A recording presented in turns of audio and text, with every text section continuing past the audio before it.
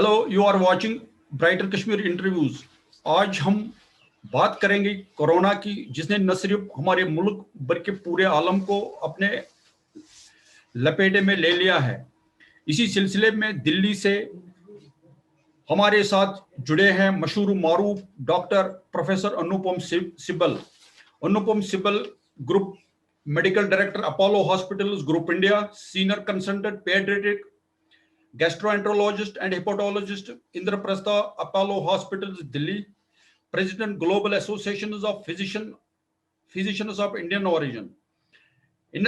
Apart from this, Caesar wrote a wonderful book on children. Is your child ready to face the world? The book is very famous and it has crossed all the barriers while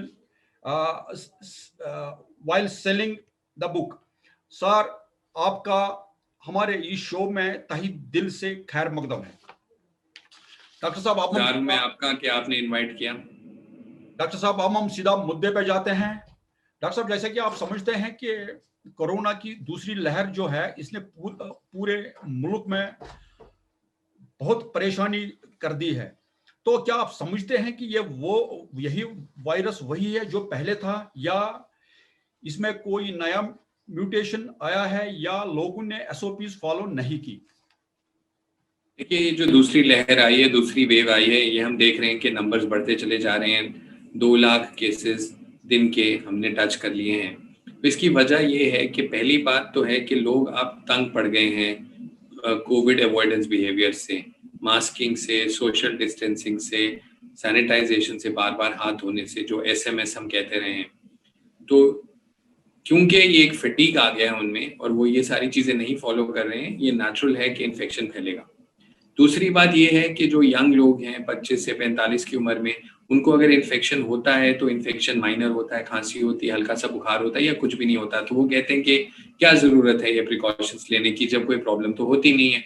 लेकिन वो इस बात को realise नहीं करते हैं कि उनको शायद ना प्रॉब्लम हो, लेकिन उनसे इन्फेक्शन जा सकता है उनके पेरेंट्स को, उनके वालिदैन को, उनके ग्रैंड पेरेंट्स को, और वो सीरियसली बीमार हो सकते हैं। तीसरी जो बात है, वैक्सीन हम कर रहे हैं, काफी वैक्सीनेशन हो रहा है, लेकिन वैक्सीनेशन के बावजूद भी कुछ लोगों को कोविड की इन्फेक्शन हुई है।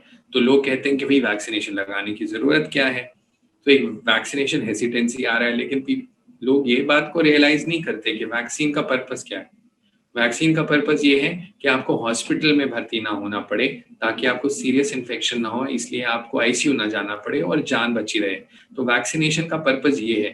और अगर वैक्सीनेशन के बावजूद अगर हल्की सी इन्फेक्शन होती है तो कोई बात नहीं, वो एक्सपेक्टेड लाइंस पे ही है, बेस्ड ऑन जो सक्सेस वैक्सीन का ट्रायल्स में आया है। सो ये 3 मुद्दे हैं। एक, लोग तंग पड़ गए हैं।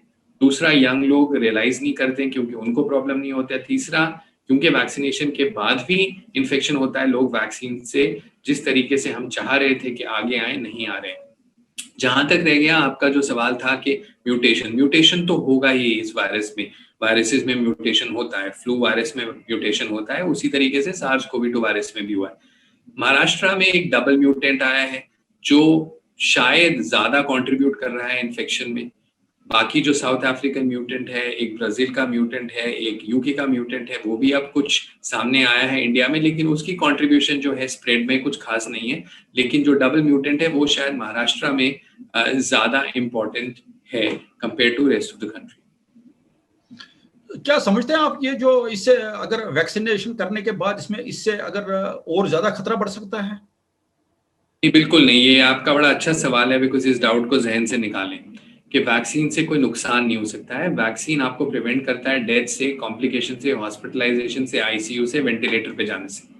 सो इसलिए वैक्सीनेशन बहुत लाजमी है, वैक्सीनेशन एसेंशियल है, और सब लोगों को जो एलिजिबल है वैक्सीनेशन के लिए ऑप्ट इन करना चाहिए। जैसे जैसे वैक्सीन की अवेलेबिलिटी बढ़ेगी, ज्यादा वैक्सीन लगाए जाएंगे हर रोज, तो लोगों को वैक्सीनेशन के लिए सामने आना चाहिए। लेकिन जो सेकंड शॉट है, तो उससे जहां तक हमने सुना है कि, या हमने पढ़ा है कि बोल रहे हैं कि इससे तो कोई इतना असर नहीं पड़ रहा है। नहीं, ऐसा कुछ नहीं है, क्योंकि जो डेटा है उसके हिसाब से जो इम्पोर्टेंट बात ये रियलाइज करनी है कि सेकेंड वैक्सीन के लगभग 1 से 2 हफ्ते तक आपके पास इम्यूनिटी नहीं रहती। सो एक वैक्सीन आपने लगाई, फिर आपने दूसरी लगाई, उसके बाद 2 हफ्ते तक वेट करिए, उसके बाद आपकी बॉडी में इन्फेक्शन को फाइट करने की ताकत होगी, और अगर इन्फेक्शन आपके सामने आएगी तो बॉडी जो है अच्छे से फाइट करेगी और हॉस्पिटलाइजेशन और डेथ को प्रिवेंट करेगी।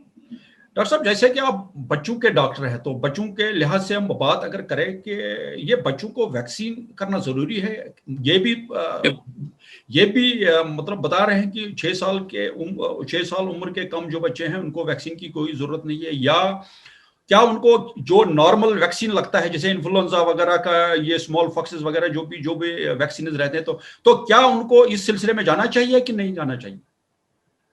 देखिए, वैक्सीनेशन सबको लगनी चाहिए, वैक्सीनेशन बच्चों को लगनी चाहिए, एडल्ट्स को लगनी चाहिए, सबको लगनी चाहिए, लेकिन जो वैक्सीन है हिंदुस्तान में अवेलेबल वो 18 साल से कम लोगों के लिए लाइसेंस नहीं है। ट्रायल्स हो रहे हैं, अमेरिका में जो वैक्सीन है वो 16 साल के ऊपर से लाइसेंस थी, अब वो 12 साल के ऊपर से लाइसेंस्ड हो गई है, और ट्रायल्स होंगे 12 से 9, 5 साल के बच्चों के, 6 महीने के ऊपर के बच्चों के, तो वो डेटा आएगा कुछ अगले महीनों में। लेकिन हर बच्चे को वैक्सीनेशन जरूरी है, क्योंकि बच्चे जो हैं उनको इन्फेक्शन हो सकती है और उससे वो अपने पेरेंट्स को या अपने ग्रैंड पेरेंट्स को दे सकते हैं। हमें स्कूल खोलने हैं, वापस एक नॉर्मल रूटीन में आना है, उसके लिए बहुत जरूरी है कि बच्चों को वैक्सीनेशन मिले। जहां तक रह गया सवाल जो बाकी वैक्सीन हैं, इन्फ्लुएंजा की या किसी और की, वो एक अपने पर्पस के लिए है। इन्फ्लुएंजा की वैक्सीन इन्फ्लुएंजा के लिए प्रिवेंट करती है, निमोनिया के लिए करती है, चिकन पॉक्स के लिए करती है, मम्स, मीजल्स, रुबेला उसके लिए करती है, तो उनका एक अलग पर्पस है। ये जो सार्स कोवी-2 वायरस है जो कोविड को कॉज करता है, उसके लिए अपनी वैक्सीन जो है वो लगानी होगी, लेकिन उसकी अवेलेबिलिटी में बच्चों के लिए अभी टाइम है। डॉक्टर साहब, एक सूरत में ये चर्चे हो रहे हैं कि सोशल डिस्टेंसिंग, मास्क का इस्तेमाल और सैनिटाइज से अपने हाथ साफ करो, लेकिन दूसरी तरफ से ये जो मेले वगैरह हो रहे हैं जहां पे लोगों की भीड़ रहती है, तो उस सिलसिले में आपका क्या कहना है? देखिए, जो मेडिकल कम्युनिटी का जो एडवाइस है वो बहुत क्लियर है। सैनिटाइजेशन, मास्किंग, सोशल डिस्टेंसिंग, इसमें मेडिकल पॉइंट ऑफ व्यू से तो कोई दो राय नहीं है कि क्या चीजें जो हैं वो प्रिवेंट करती हैं इस इन्फेक्शन के स्प्रेड को। डॉक्टर साहब, थोड़ा इससे हट के हम बात करेंगे, ये जो आप हिंदुस्तान का जो हेल्थ सेक्टर है उसको आप बाकी मुल्कों के हेल्थ सेक्टर के साथ कैसे कंपेयर करेंगे? जैसे हमारे पास शॉर्टेज ऑफ बेड्स है, ऑक्सीजन की शॉर्टेज है, वेंटिलेटर्स की शॉर्टेज है, बहुत जिससे ऐसे यहाँ पे शॉर्टेज उन चीजों की है जिससे आम लोग जो हैं, जो हॉस्पिटल में जाते हैं, कहीं पे जाते हैं, उनको बड़ा मुश्किल का सामना करना पड़ता है वहां पे। तो उस सिलसिले में आपका क्या कहना है? देखिए, एक चीज को हमें रियलाइज करना होगा कि इंडिया एक बहुत बड़ा मुल्क है, यहाँ की पॉपुलेशन 135 करोड़ है। 135 करोड़ लोगों के लिए हेल्थ रिसोर्सेज को प्रोवाइड करना कोई आसान काम नहीं है। अगर आप वैक्सीनेशन ही देख लें, हमने क्या डिसाइड किया है, पहली फेज में 30 करोड़ लोगों को वैक्सीनेट करेंगे। 30 करोड़ का मतलब अमेरिका की पॉपुलेशन है 33 करोड़, 3 करोड़ अमेरिका की पॉपुलेशन से कम सिर्फ हमारी फर्स्ट फेज है, और वो 3 करोड़ ज्यादा है दुनिया के चौथे मोस्ट पॉपुलेटेड मुल्क इंडोनेशिया से। तो साइज और स्केल को हमें थोड़ा अप्रिशिएट करना है। जब कोविड की बात हुई, इंडिया में पीपीईज बल्कि बनते ही नहीं थे। आज हम 5 लाख पीपीई बनाते हैं। अगर कोविड पे हम जीत हासिल करेंगे, जो कि हम करेंगे, 70% जो दुनिया में कोविड की वैक्सीन लगेगी वो इंडिया में प्रोड्यूस हुई है। आज हम रेमडेसिविर, फेविपिराविर को एक्सपोर्ट करते हैं। 80 मुल्कों को हमने वैक्सीन मुहैया कराई है। सो आई थिंक जो प्रोग्रेस इंडिया ने देखी है, ये कोविड एक एग्जाम्पल है, बट अगर आप दूसरी तरफ से देखें, जब इंडिया इंडिपेंडेंट हुआ था 1947 में, तो लाइफ एक्सपेक्टेंसी जो थी, जो एवरेज लाइफ थी, वो 35 साल थी। आज वो 65 साल है। जैसे आपने बताया, जैसे आपने रेमडेसिविर की बात करी, तो रेमडेसिविर ऐसा ये कितना इफेक्टिव है, और जैसे कि आप ये तो अब इसमें इससे कितना हमारे पास कितना स्टॉक हमारे पास है? तो रेमडेसिविर जो है वो एक ड्रग है जिसके बारे में कई ट्रायल्स हुए हैं कि वो पेशेंट्स की जो हॉस्पिटल स्टे है उसको कम करती है। सो ये एक सिग्निफिकेंट मेजर है जिसको स्टडी किया गया है, और इसीलिए रेमडेसिविर यूज होती है। रेमडेसिविर की प्रोडक्शन जो है वो आज ही आपने पढ़ा होगा उसको डबल कर दिया गया है। सो रेमडेसिविर की अवेलेबिलिटी की आगे चल के शॉर्टेज नहीं होगी। लेकिन आपका जो सवाल था about infrastructure and about that, definitely there is need to improve. सुधार की जरूरत है, ज्यादा इन्वेस्टमेंट की जरूरत है, लेकिन एक बात को हमें अप्रिशिएट करना होगा कि हमारी जो हेल्थ केयर है, चाहे वो लिवर ट्रांसप्लांट हो, बाकी ट्रांसप्लांट्स हो, जॉइंट रिप्लेसमेंट्स हो, बाईपास सर्जरी हो, वो एक इतने हाई स्टैंडर्ड की है कि 140 मुल्कों के लोग इंडिया ट्रीटमेंट के लिए आते हैं। इस बात को हमें रिकग्नाइज करना हो कि मेडिकल ट्रैवल के लिए इंडिया एक प्रिफर्ड डेस्टिनेशन है, और वो एक रिफ्लेक्शन है कि जिस तरीके की केयर हम प्रोवाइड करते हैं बहुत हाई लेवल की है। लेकिन इंडिया जो है 60% गांव में रहता है, गांव तक पहुंचना और इंफ्रास्ट्रक्चर को इम्प्रूव करना बहुत जरूरी है, और इसीलिए कई स्कीम्स चालू गई हैं और इन्वेस्टमेंट बढ़ाई गई है। इस साल भी 68,000 करोड़ को एलोकेट किया गया है हेल्थ के लिए। सो और इन्वेस्टमेंट की जरूरत है, और हम चाहते हैं कि ऐसा हो, और आई थिंक कोविड की वजह से अब ज्यादा इन्वेस्टमेंट हेल्थ केयर में आप देखेंगे। डॉक्टर साहब, जैसे बताया जाता है कि ये जो वैक्सीन है ये 45 साल के उम्र से ऊपर के जो लोग हैं उनको वैक्सीन किया जाना चाहिए, लेकिन ये ऐसा ट्रेंड आ रहा है कि हम सुनने में भी आ रहा है, पढ़ने में भी आ रहा है कि ये जो वैक्सीन, ये वायरस है, ये 45 साल के उम्र के से कम जो लोग हैं उनमें ज्यादा पाया जाता है, ये जो सेकंड लहर है। बिल्कुल सही बात है आपकी। इस साल जो इस सेकेंड वेव के अंदर हम देख रहे हैं यंग लोगों में, और इसलिए देख रहे हैं क्योंकि उनको डर नहीं है इस इन्फेक्शन का, क्योंकि वो ज्यादा बीमार नहीं होते, इसलिए वो मास्क नहीं पहनते, इसीलिए वो एक दूसरे से मिलते हैं, खाना खाते हैं, इसीलिए ज्यादा हो रहा है। जो पहली फेज थी उसमें लोग घबराए हुए थे। इस बार जो है यंग लोगों में बिल्कुल घबराहट नहीं है, जिसकी वजह से ज्यादा स्प्रेड हम देख रहे हैं। जैसा ये डॉक्टर साहब, ये जो कोविड शील्ड जो वैक्सीन है इसकी दस्तयाबी कितनी है और ये कहाँ तक इफेक्टिव रहता है? देखिए, जो भी इंडिया में वैक्सीन अवेलेबल हैं उनकी एफिकेसी 80% के करीब है, और जो कि WHO ने की जो रिकमेंडेशन थी कि कोई भी वैक्सीन अगर 50% से ज़्यादा प्रोटेक्शन देती है तो उसको प्रोग्राम्स में लाना चाहिए, और यहाँ पे एफिकेसी है जो 80% के करीब है। तो जो ये वैक्सीन्स हैं ये इसीलिए लाइसेंस हुई हैं क्योंकि ये WHO से जो एक्सपेक्टेशंस है उससे ज़्यादा इफेक्टिव मानी गई हैं फील्ड ट्रायल्स में। डॉक्टर साहब, जैसे सुनने में आया है कि अब इंडिया जो है रशिया से सर्टेन वो जो है वहाँ का जो वैक्सीन है वो यहाँ पे ला रही है, तो वो कितना इफेक्टिव रहेगा और उससे क्या लगता है आपको कि उससे जो यहाँ पे डर है वो खत्म हो जाएगी उसकी? हमें इस समय इंडिया में हमारे पॉपुलेशन को देखते हुए 1 नहीं, 2 नहीं, 3 नहीं, 4 नहीं, 5, 6 वैक्सीन की जरूरत है। तो 2 ऑलरेडी हमारे पास हैं। स्पुतनिक थोड़ी इंपोर्ट होगी, थोड़ी इंडिया में बनेगी, और फिर इंडिया की प्रोडक्शन बढ़ेगी। एक और जाइडस कैडिला की वैक्सीन है, वो भी अगले कुछ हफ्तों में अवेलेबल होनी चाहिए। फिर 2-3 और वैक्सीन हैं जो दुनिया में इस समय फेज 3 ट्रायल्स कंप्लीट कर चुकी हैं और जो यूज हो रही हैं, उनकी मैन्युफैक्चरर से भी बात हो रही है कि वो वैक्सीन भी इंडिया में लाई जाए। सो आई थिंक आप देखेंगे कि अगले कुछ हफ्तों से महीनों में अवेलेबिलिटी ऑफ वैक्सीन काफी ज्यादा बढ़ेगी। डॉक्टर साहब, आप क्या समझते हैं कि ये जो अभी जो ये जो लहर है ये कहाँ तक चलेगी और ये क्या इसका कोई अंत है कि नहीं है? अंत तो जरूर है, लेकिन अगर हम चाहते हैं कि अंत जल्दी हो तो हमें रिस्पॉन्सिबल बिहेवियर को फिर से अपनी लाइफ में लाना होगा। सोशल डिस्टेंसिंग, मास्किंग, सैनिटेशन को फॉलो करना होगा।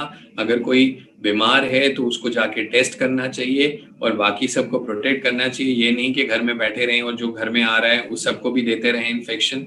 और वैक्सीनेशन जब जब एलिजिबिलिटी के हिसाब से बुलाया जाए कि वैक्सीन अवेलेबल है, उस वैक्सीन को हमें लगाना है। अगर हम ये सारी चीजें करेंगे तो कंट्रोल में आएगी और वेव खत्म होगी। लेकिन अगर हम ये सारी चीजें नहीं फॉलो करेंगे तो वेव जो है वो लंबी खींचेगी। डॉक्टर साहब, आपका जो क्या मैसेज आप यहाँ पे देना चाहते हैं, आप स्पेशली कश्मीर में और पूरे इंडिया में? तो हम तो जैसे कि कश्मीर से आपके साथ मुखातिब हो रहे हैं अभी तो, लेकिन मैसेज तो आपका जाना चाहिए पूरे मुल्क में और साथ ही कश्मीर में। यहाँ पे मतलब कई ऐसे केस रोज बढ़ रहे हैं कश्मीर में भी, ऐसा ये कश्मीर पीछे नहीं है। तो यहाँ पे अभी कुछ हजारों में आ रहे हैं, अभी 1000, कल भी 1000 के ऊपर आया, परसों भी आया। तो इसका ये वेव ये मतलब अभी खत्म नहीं हो रही है, बढ़ती जा रही है। तो आपका क्या मैसेज रहेगा यहाँ पे? देखिए, हमारा ये मैसेज रहेगा जो कश्मीर के लिए बहुत एप्लीकेबल है कि देखिए, कश्मीर का जो पॉपुलेशन है और जो एरिया है, अगर आप उसको कंपेयर करें बॉम्बे के साथ या दिल्ली के साथ या बड़े मेट्रोज के साथ, तो श्रीनगर को छोड़ के स्प्रेड आउट एरियाज में पॉपुलेशन रहती है, इसलिए कंट्रोल जो है वो एक नेचुरल तरीके से आसान रहता है। इंपॉर्टेंट चीज ये है कि अगर किसी को इन्फेक्शन है तो उसको टेस्ट होना है, अगर वो टेस्ट में पॉजिटिव आता है तो आइसोलेट होना है, बाकी लोगों को, अपने फैमिली में अपने दोस्तों को ये इन्फेक्शन देने से रोकना है। दूसरी बात, हमें सोशल डिस्टेंसिंग मेंटेन करनी है, अगर हम सोशल डिस्टेंसिंग मेंटेन नहीं करेंगे तो हम रिस्क पे रहते हैं।